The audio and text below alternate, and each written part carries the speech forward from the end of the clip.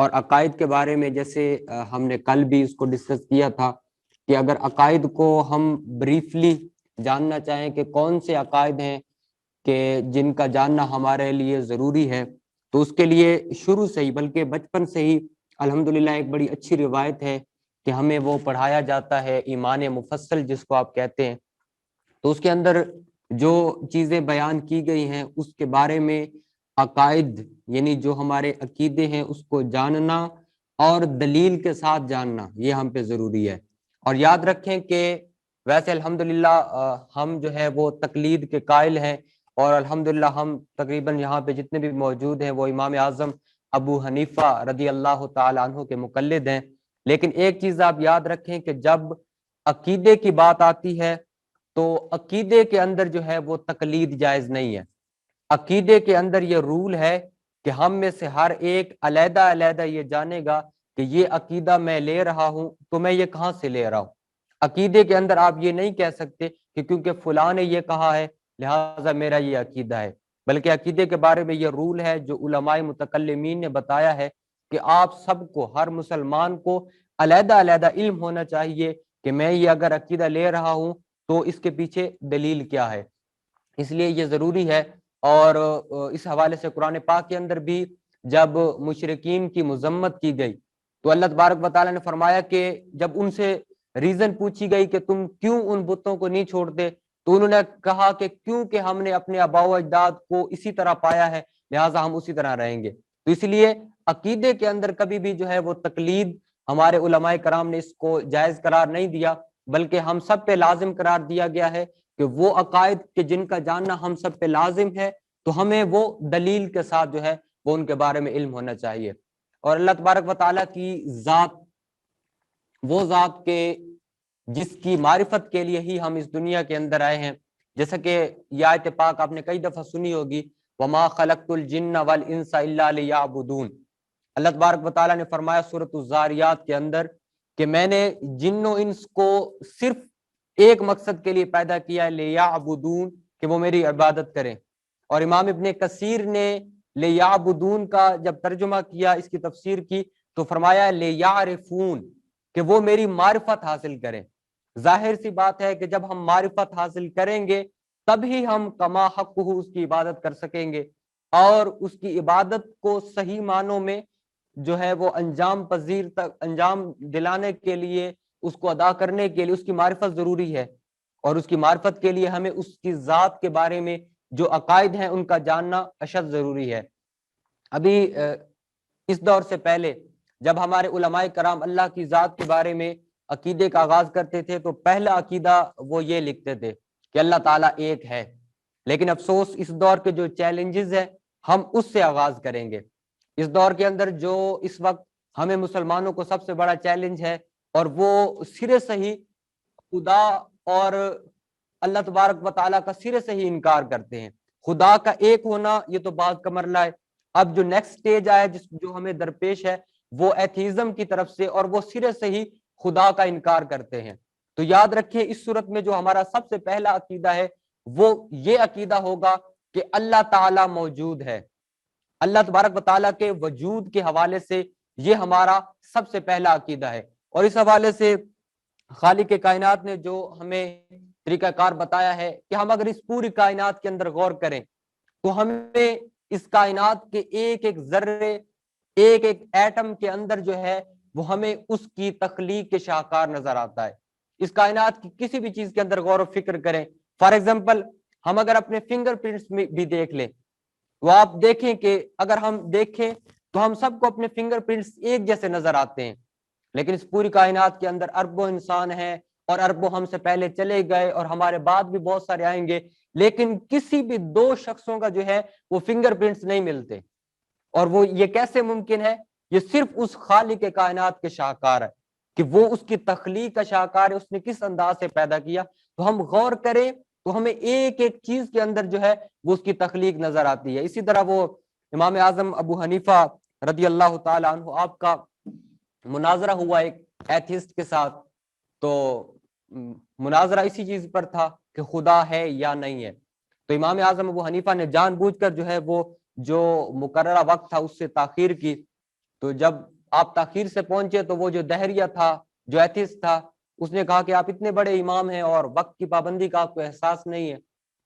تو امام اعظم ابو حنیفہ رضی اللہ تعالی عنہ آپ نے جواب دیا کہ دراصل جہاں سے میں آ رہا تھا وہ جو ہے وہ دریا پار کا علاقہ تھا، میرے پاس کشتی نہیں تھی، تو میں نے دیکھا کہ اچانک سے جو ہے وہ درخت کٹا، پھر وہ درخت سے جو ہے وہ اچانک خود بخود اس کے جو ہے وہ لکڑیاں سیدھی ہوئی، پھر اس سے جو ہے کشتی بنی، پھر وہ کشتی خود بخود دریا میں آئی، اس میں خود بخود ایک ملا آیا، پھر وہ کشتی میرے پاس آئی، میں اس میں بیٹھا اور میں آ گیا۔ تو وہ کہتے ہیں آپ اتنے بڑے امام ہیں اور آپ یہ کیا مطلب ایسی بات کر رہے ہیں جو عقل میں آ ہی نہیں سکتی، یہ کیسے خود بخود کشتی کیسے بن سکتی ہے؟ تو امام اعظم ابو حنیفہ نے فرمایا کہ جب ایک کشتی خود بخود نہیں بن سکتی تو یہ پوری کائنات خود بخود کیسے بن سکتی ہے؟ اس لیے خدا کے وجود کے لیے ہم اس کائنات کے اندر اگر تھوڑا سا بھی غور و فکر کریں تو ہمیں ہر طرف جو ہے وہ اس کا وجود نظر آتا ہے۔ اس کے بعد سب سے پہلا عقیدہ کہ اللہ تعالیٰ ایک ہے، اللہ تبارک و تعالیٰ کی وحدانیت کے بارے میں جو ہمارا عقیدہ ہے، فرمایا کہ قل هو اللہ احد۔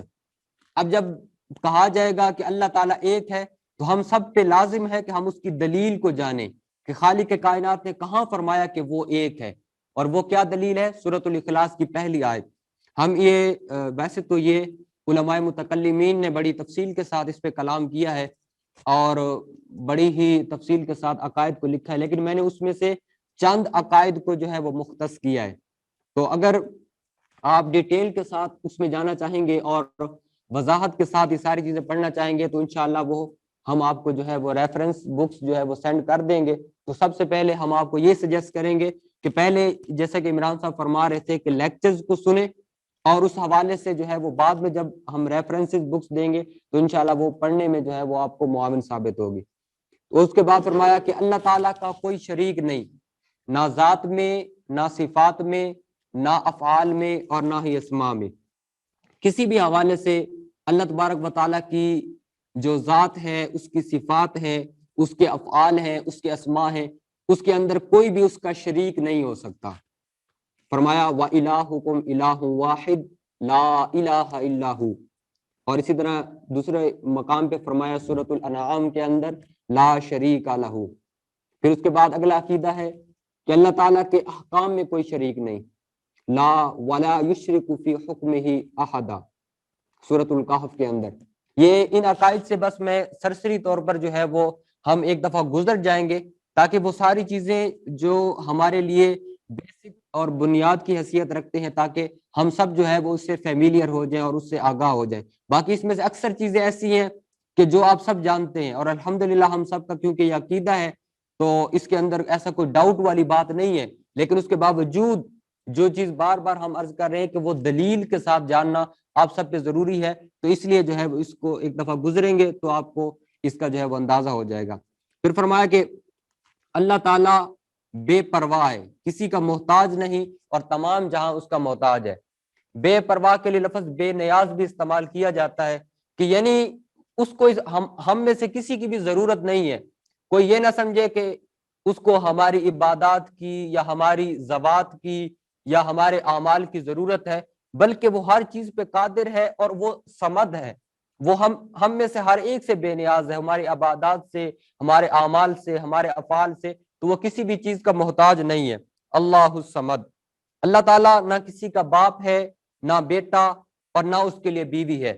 جو اسے باپ یا بیٹا بتائے یا اس کے لیے بیوی ثابت کرے تو وہ کافر ہے، بلکہ جو یہ کہے کہ یہ ممکن ہے، یہ نہ کہے کہ اس کی بیوی ہے یا بیٹا ہے، بلکہ کہے کہ ہو سکتا ہے یا ممکن ہے، ایسا کہے تو وہ بھی گمراہ اور بد دین ہے، کیونکہ اللہ تبارک و تعالیٰ نے فرمایا لم یلد ولم یولد۔ اور پھر دوسرے مقام پہ سورۃ الجن میں فرمایا متخذ صاحبۃ ولا ولدا، نہ اس نے اپنے لیے کوئی بیوی بنائی ہے اور نہ ہی کوئی بیٹا بنایا ہے۔ اللہ تبارک و تعالیٰ حی ہے، یعنی وہ خود زندہ ہے، یہ نہیں ہے کہ اس کو زندگی کسی اور نے دی ہے، بلکہ وہ بذات خود زندہ ہے اور سب کی زندگی اس کے ہاتھ میں ہے۔ اس کے یہ عقیدہ ہمیں کہاں سے ملا؟ سورۃ البقرہ، جس کو آپ آیت الکرسی بھی کہتے ہیں، هو الحی القیوم۔ حی وہ ہوتا ہے جو خود زندہ ہوتا ہے، حی وہ نہیں ہوتا کہ جس کو کسی نے جو ہے وہ زندگی عطا کی ہو۔ قیوم، قیوم یہ قامہ سے نکلا ہے اور یہ اس کی صفت مشبہ کا صیغہ ہے. وہ ہوتا ہے قیوم، اس کو کہتے ہیں کہ جس کے ہاتھ میں دوسروں کا قیام ہو، یعنی جو دوسروں کو قیام یا قوام دینے والا ہو، جو دوسروں کو زندگی بخشنے والا ہو، اس کو قیوم کہتے ہیں. اور ہم سب کی زندگی اور موت جو ہے وہ اللہ تبارک و تعالیٰ کے ہاتھ میں ہے، اس لیے وہ واحد وہ ذات ہے جو قیوم ہے. اس کے حوالے سے ابھی آگے جا کر ہم انشاءاللہ کلام کریں گے کہ ہمارے اس عرف کے اندر، یعنی ہمارے بر صغیر پاک و ہند کے اندر بہت سارے ایسے نام ہیں کہ جو لوگ جو ہے وہ عام طور پر لوگوں کے لیے استعمال کرتے ہیں، جبکہ وہ جائز نہیں ہے. اور علماء نے لکھا ہے کہ وہ حرام ہے کہ وہ آپ ابد کی نسبت کے بغیر جو ہے وہ کسی اور سے کہیں، جن میں سے ایک نام قیوم بھی ہے. تو انشاءاللہ جب ہم آخر میں جو اس کو بھی ڈسکس کریں گے، اور اس حوالے سے بہت سارے ایسے جملے ہیں جو ہمارے عرف میں بولے جاتے ہیں جبکہ وہ کفریہ جملے ہیں، تو اس حوالے سے بھی انشاءاللہ ہم جاننے کی کوشش کریں گے، اور کوشش کریں گے کہ خود کو ان تمام خرافات سے بچا سکیں. اللہ تبارک و تعالیٰ نے فرمایا کہ ان اللہ علی کل شیء قدیر، وہ ہر ممکن پر قادر ہے، کوئی ممکن اس کی قدرت سے باہر نہیں ہے. یعنی کوئی بھی کام جو ممکن ہو سکتا ہے وہ اس کائنات کے اندر، وہ خالق کائنات، وہ اس کی قدرت سے باہر نہیں ہو سکتا، وہ ہر کام کر سکتا ہے. یہاں پر ممکن کا لفظ استعمال کرنے کی ضرورت متکلمین کو اس لیے پیش آئی کہ بہت سارے شرارتی لوگ انہوں نے بہت ساری چیزیں ایسی منسوب کرنا شروع کر دی کہ جو مطلب بالکل ہی اللہ تبارک و تعالیٰ کی ذات کے شایان شان نہیں تھی. اور یہاں پر جب بہت زیادہ ایسی چیزیں نظر آنے لگیں اور بہت زیادہ مسائل پیدا ہونے کا خطرہ ہوا، تو پھر متکلمین نے ممکن کا لفظ استعمال کیا. میں آپ کو ایک مثال دیتا ہوں کہ یہاں پر ایک بعض لوگوں نے یہ شرارت کی اور انہوں نے کہا کہ کیا اللہ تعالیٰ اس بات پہ قادر ہے کہ وہ ایک ایسا پتھر بنائے کہ جس کو وہ خود بھی نہ اٹھا سکے. نعوذ باللہ، ایک ایسا چیز تھی کہ جو اب وہ کسی بھی طرح خالق کائنات کی ذات کو جو ہے وہ ڈسگریڈ کرنا چاہتے تھے. تو جب انہوں نے اس طرح کے جملے بولنا شروع کر دیے تو پھر یہاں پر ممکن کا لفظ استعمال کیا گیا. اور ممکن سے مراد بیسیکلی یہ ہے کہ ہر وہ کام جو اس کے شایان شان ہے، جو اس کی ذات کے، اس کی صفات کے شایان شان ہے، وہ ہر اس کام پہ قادر ہے. وہ کوئی ایسا کام نہیں ہے جو اس کی قدرت سے باہر ہو. اس کے بعد اللہ تعالی واجب الوجود ہے. واجب الوجود کس کو کہتے ہیں؟ اور یہ وہ اصطلاح ہے جو آپ کو بہت زیادہ ملے گی ہماری جو عقائد کی کتابیں ہیں اس کے اندر. واجب الوجود اس کو کہتے ہیں کہ جس کے وجود کے بغیر کوئی چارہ کار نہ ہو. لفظی مطلب ہے واجب الوجود یعنی جس کے وجود کا ہونا واجب ہو، اور وہ صرف اللہ تبارک و تعالیٰ کی ذات ہے جو ہمیشہ سے ہے اور ہمیشہ رہے گی. یعنی اس میں کوئی ٹائم کی لمٹ نہیں ہے. ہم یہ نہیں کہہ سکتے کہ وہ اتنے سال پہلے تھا یا نعوذ باللہ وہ اتنے سال بعد تک ہوگا، بلکہ وہ ہمیشہ سے ہے اور وہ ہمیشہ رہے گا. اس کی ذات کے بارے میں کسی بھی ٹائم پیریڈ کے حوالے سے کوئی تحدید یا کوئی تخصیص کرنا یہ بالکل حرام ہے. اس کے بعد آتا ہے وہ قدیم ہے، یعنی ہمیشہ سے ہے. قدیم کہتے ہیں، قدیم بھی اور حادث بھی ایک اصطلاح استعمال کی جاتی ہے ہمارے عرف کے اندر. تو جو قدیم کا لفظ ہے، ویسے میں پچھلی سلائیڈ چلے، قدیم جو ہمارے عرف کے اندر استعمال ہوتا ہے لفظ، تو وہ اس کو کہتے ہیں کہ جو پرانا ہو. جبکہ اللہ تبارک و تعالیٰ کی ذات کے حوالے سے جب قدیم کا لفظ استعمال کیا جاتا ہے تو یاد رکھیں صرف اللہ کی ذات قدیم اور اس کی صفات قدیم ہے، باقی پورا کائنات جو ہے وہ حادث ہے. قدیم اور حادث کیا ہوتا ہے؟ قدیم وہ ہوتا ہے کہ جو ہمیشہ سے ہو اور جو ہمیشہ رہے گا، جس کے اندر کوئی تخصیص نہیں ہو سکتی ٹائم کی. یعنی یہ نہیں کہا جا سکتا کہ وہ پہلے نہیں تھا پھر وجود میں آیا، جس کے بارے میں ایسا نہ کہا جا سکے. اب صرف اللہ کی ذات جو ہے اور اللہ کی صفات ہیں وہ قدیم ہے، باقی یہ پورا عالم، اس کے اندر بسنے والے تمام لوگ، چاہے وہ کسی بھی مخلوق سے ان کا تعلق ہو، یہ پوری کائنات، یہ پورا عالم جو ہے وہ حادث ہے. حادث کا مطلب ہے کہ یہ پہلے نہیں تھے، بعد میں وجود میں ہے. اب اللہ تبارک و تعالیٰ کی ذات کے علاوہ کوئی بھی ہو تو وہ پہلے وجود نہیں تھا ان کا، وہ بعد میں اس کا وجود آیا. تو یہ پوری کائنات حادث ہے، یعنی بعد میں وجود میں آئی. جبکہ خالق کائنات واحد وہ ذات ہے جو قدیم ہے اور اس کی صفات بھی قدیم ہے۔ اس کے بعد اگلا عقیدہ ہے کہ اس کی ذات کا ادراک عقلاً محال ہے، کہ جو چیز سمجھ میں آتی ہے عقل اس کو محیط ہوتی ہے اور اس کو کوئی احاطہ نہیں کر سکتا۔ عقل کے ذریعے اللہ تبارک و تعالیٰ کی ذات کا احاطہ کرنا یہ محال ہے، یعنی اس کائنات کے اندر کوئی بھی ایسی عقل نہیں ہے جو خالق کائنات کا جو ہے وہ مکمل احاطہ کر سکے۔ یعنی اللہ تبارک و تعالیٰ کی ذات کے اندر ویسے یہ یاد رکھیں، یہ رول ہے کہ ہمیں یہ حکم دیا گیا ہے کہ ہم اللہ کی جو تخلیق ہے اس کے اندر ہم غور و فکر کریں، اللہ کی ذات میں ہم غور و فکر نہیں کریں۔ یہ حدیث پاک کے اندر ہے کہ لا تتفکروا فی الخالق، خالق کے اندر غور و فکر نہیں کرنا۔ وہ کیسے؟ مثال کے طور پر کہ جیسے یہ بے وقوف لوگ سوال شروع کر دیتے ہیں، اگر اللہ نے ہمیں بنایا تو اللہ کو کس نے بنایا؟ جب اس طرح کی باتیں شروع کی جاتی ہیں تو یہ چیزیں ایسی خطرناک چیز ہے کہ جو ہمیں جو ہے وہ اسلام کے دائرے سے نکال دیتی ہے۔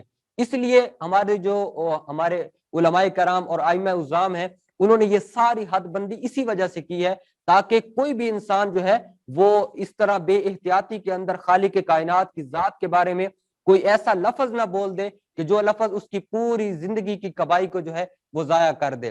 لیکن البتہ اس کے جو افعال ہیں اس کے ذریعے اجمالاً اس کی صفات، پھر اس کی صفات کے ذریعے جو ہے اس کی ذات کی معرفت حاصل ہو سکتی ہے۔ معرفت اور چیز ہے لیکن اس کا احاطہ کرنا اور چیز ہے۔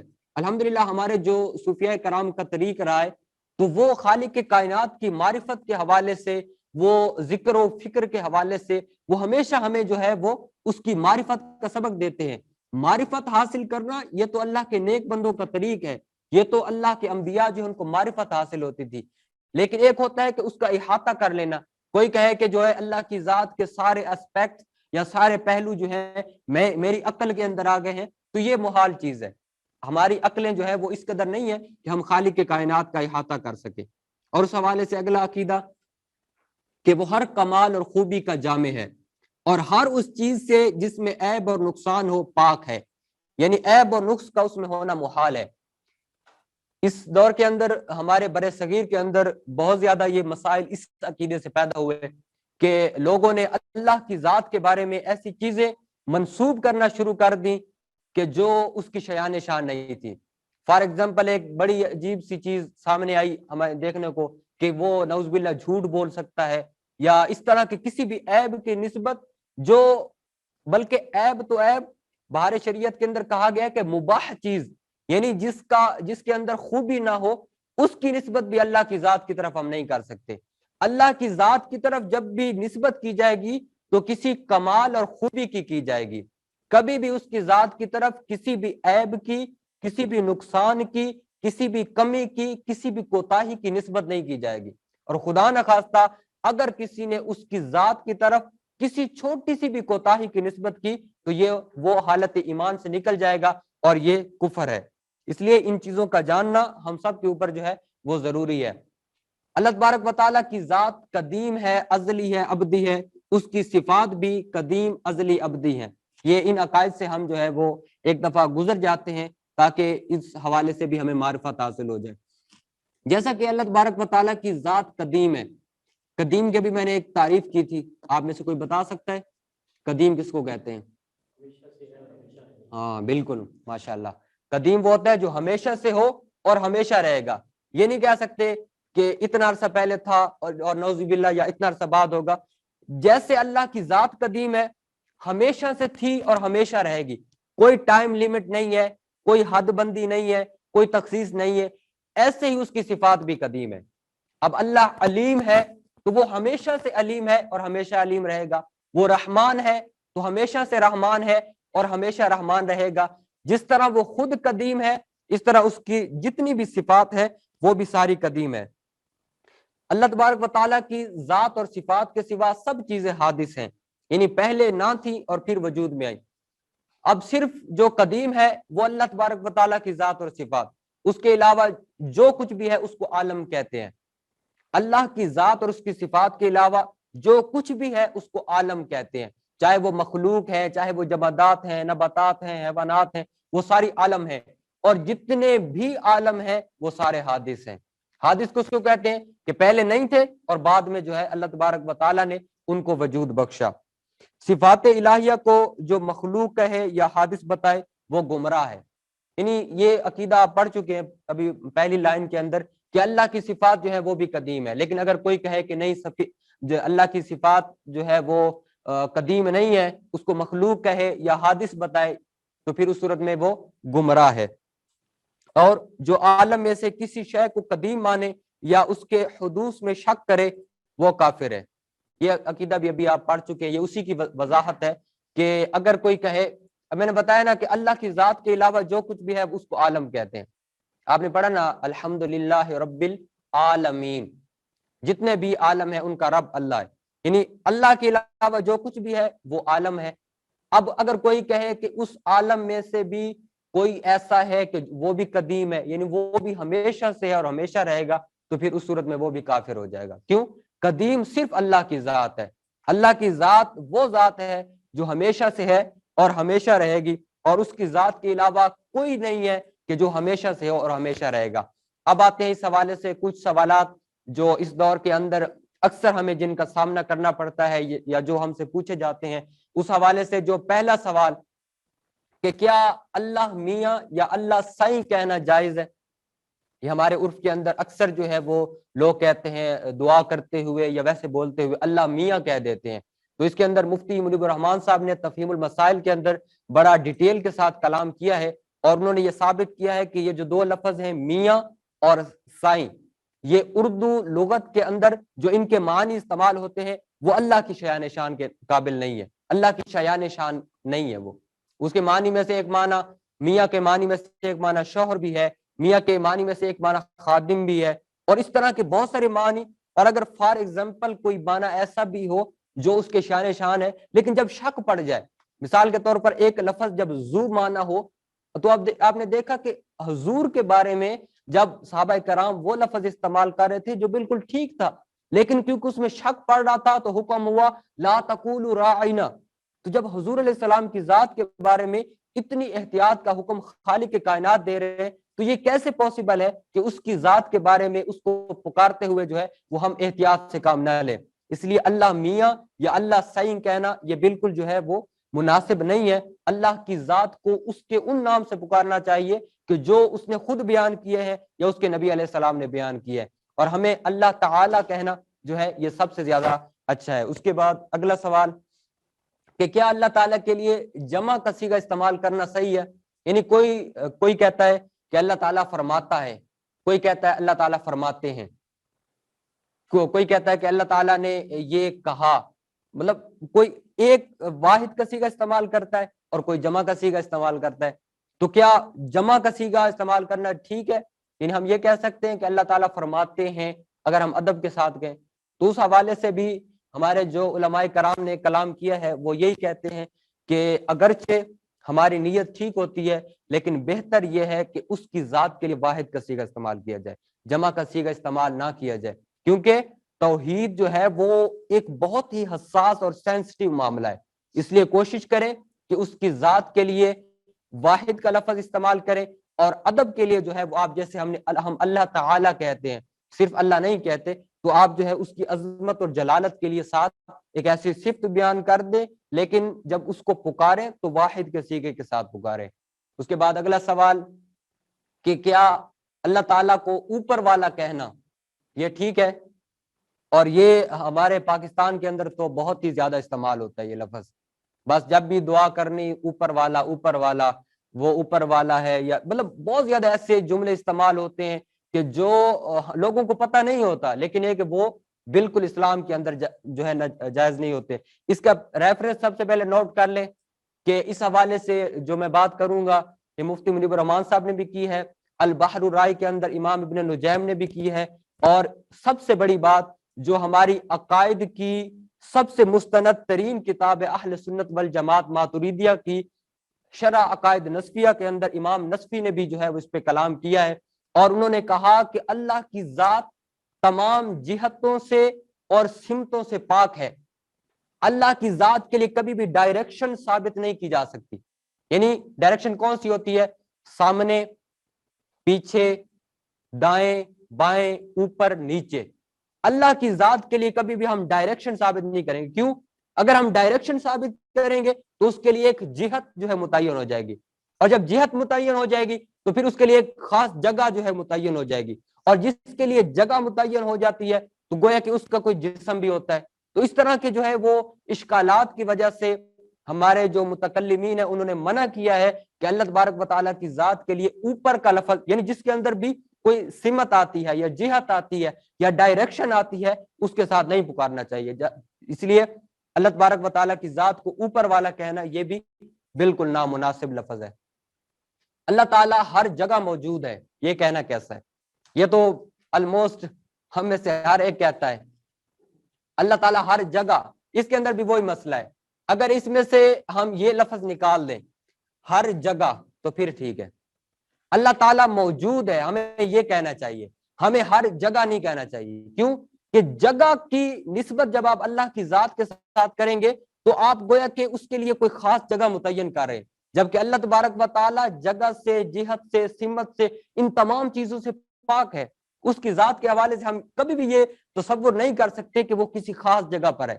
جب ہم جگہ مانیں گے تو جگہ پہ جو چیز ہوتی ہے اس کا جسم بھی ہوتا ہے, تو جب آپ جسم مانیں گے تو پھر جو ہے وہ اللہ کی ذات کے لیے جو جسم مانے گا وہ کفر ہے.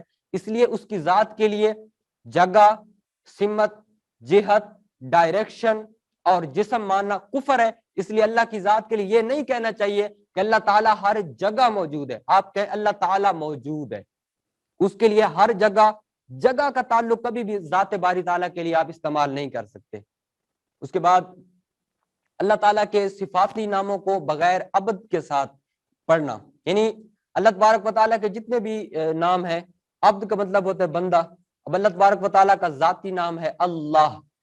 اب میں نے نام رکھنا ہے تو میں رکھوں گا عبد اللہ, یعنی اللہ کا بندہ. اس کا نام ہے رحمان. اب ہم نے نام رکھنا ہے تو ہم رکھیں گے عبد الرحمان, یعنی رحمان کا بندہ.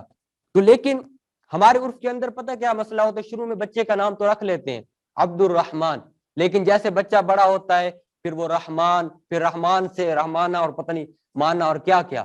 جبکہ یہ بہت بڑا مسئلہ ہے. خالق کائنات کے کچھ نام ایسے ہیں کہ جو حرام ہے کہ آپ عبد کی نسبت کے بغیر بولیں, جن کے اندر یہ نام میں نے لکھے ہیں اس کے اندر کہ اللہ تبارک و تعالیٰ کی ذات کے لیے, جیسے رحمان, اب نام رکھنا ہے تو عبد الرحمان رکھیں گے, اور صرف رحمان اگر بولیں گے تو یہ حرام ہے. اسی طرح خالق, اب اس سے نام رکھنا ہے تو عبد الخالق, اگر صرف خالق رکھیں گے, صرف خالق کسی کو پکاریں گے تو یہ بھی حرام ہے. اسی طرح معبود, نام رکھنا ہے تو عبد المعبود, اور جب بھی پکارنا ہے عبد المعبود, عبد القدوس, عبد القیوم. قیوم بھی ہمارے ہاں ویسے ہر کسی کو کہنا شروع کر دیتے ہیں, جبکہ یہ اس کا تعلق بھی انہی اسماء میں سے ہے کہ جس کو آپ بغیر عبد کے نہیں بول سکتے, کسی کو بھی نہیں پکار سکتے. یہ خالق کائنات کے وہ نام ہیں جو اس کی ذات کے ساتھ خاص ہیں. اسی لیے ان تمام چیزوں کی معرفت ہم سب پہ اشد ضروری ہے, اور اگر ہم ان کے اندر احتیاط نہیں کریں گے تو وہ جو ہے وہ ہمارے ایمان اور کفر کا مسئلہ ہے. اس لیے ہمیں چاہیے کہ ہم اس حوالے سے بہت احتیاط کریں, اور اس کے اندر اور بھی بہت سارے ایسے مسائل ہیں جو ہمارے عرف کے اندر پائے جاتے ہیں, لہٰذا اس کے اندر غور و فکر کرنے کی اشد ضرورت ہے. تو اللہ تبارک و تعالیٰ کی ذات کے حوالے سے یہ عقائد تھے جو ہم نے جانے, اور کچھ اس کے اندر ایسی چیزیں تھی کہ جس کے اندر ہمیں احتیاط کی اشد ضرورت ہے, تو اس کے اندر احتیاط بھی ہمیں کرنی چاہیے. اور اللہ تبارک و تعالیٰ کی ذات کے حوالے سے جو عقائد ہم نے آج ڈسکس کیے, تو آپ میں سے جو بھی اس کو مزید تفصیل کے ساتھ پڑھنا چاہے تو وہ بہار شریعت کا جو پہلا حصہ ہے اس سے مطالعہ کرتے ہیں. اس کو ایز اے ریفرنس آپ سب نوٹ کر لیں جو آن سائٹ ہیں یا جو بھی آن لائن ہے, کہ بہار شریعت کا جو پہلا حصہ ہے اس کے اندر اللہ تبارک و تعالیٰ کی ذات کے حوالے سے جو عقائد ہیں, تو آپ کوشش کریں کہ آپ ان سب عقائد کا مطالعہ کر کے آئیں. اور اس حوالے سے میں آپ سب کو ایک اسائنمنٹ بھی دینا چاہتا ہوں. وہ اسائنمنٹ یہ ہے کہ جب تک ہم خود اس کے اندر جو ہے وہ انوالو نہیں ہوں گے تو پھر ہم صحیح معنوں میں جو ہے وہ سیکھ نہیں سکتے. اللہ تبارک و تعالیٰ کی ذات کے حوالے سے جو آیت الکرسی کے اندر ہمیں عقیدے ملے ہیں, میں آپ سب سے یہی چاہتا ہوں کہ آپ بھی میرے ساتھ اس کے اندر شریک ہوں, اور آیت الکرسی کے اندر ذات باری تعالیٰ کے بارے میں جو بھی عقائد ہیں وہ آپ اس پورے ویک کے دوران جو ہے وہ لکھ کے لائیں گے. یہ آپ سب کی اسائنمنٹ ہے. کہ آیت الکرسی اور پھر اس کے بعد سورۃ الاخلاص، یہ دو کر لیں کیونکہ یہ بہت زیادہ نہیں ہے. آیت الکرسی بھی صرف ایک آیت ہے اور سورۃ الاخلاص بھی بہت مختصر ہے. آیت الکرسی اور سورۃ الاخلاص کے اندر جو ذات باری تعالیٰ کے بارے میں عقائد ہیں وہ آپ جو ہے وہ خود لکھ کر لائیں گے، اور پھر اس کے بعد انشاءاللہ ہم اس کے اندر اگر کوئی کمی ہوگی یا اس کو ڈیٹیل کے ساتھ بیان کرنے کی ضرورت ہوگی تو وہ ہم اس کو بیان کریں گے. مثال کے طور پر جیسے آیت الکرسی آپ شروع کریں گے تو اس کے اندر اللہ لا الہ الا ہو، آپ کو پہلا عقیدہ مل گیا لا الہ الا ہو، اس کے سوا اس کے ساتھ اور کوئی شریک نہیں ہے. اس طرح قل هو اللہ شروع کریں گے تو قل هو اللہ احد، اس کی بھی پہلی آیت سے آپ کو توحید کا جو ہے وہ عقیدہ ملے گا. تو یہ ساری جب آپ خود غور و فکر کریں گے تو آپ کے سامنے بہت ساری ایسی چیزیں کھلیں گی، بہت ساری ایسی چیزیں سامنے آئیں گی کہ آپ کے سامنے جب وہ آشکار ہوں گی تو آپ کو خود جو ہے وہ شوق پڑے گا، اور جب آپ مطالعہ کریں گے اور مطالعے کا شوق بڑھے گا تو خود بخود انشاءاللہ آپ کے لیے جو ہے یہ آسانی ہوگی. تو اب اگر کسی کا کوئی سوال ہو اس حوالے سے تو وہ پوچھ سکتا ہے.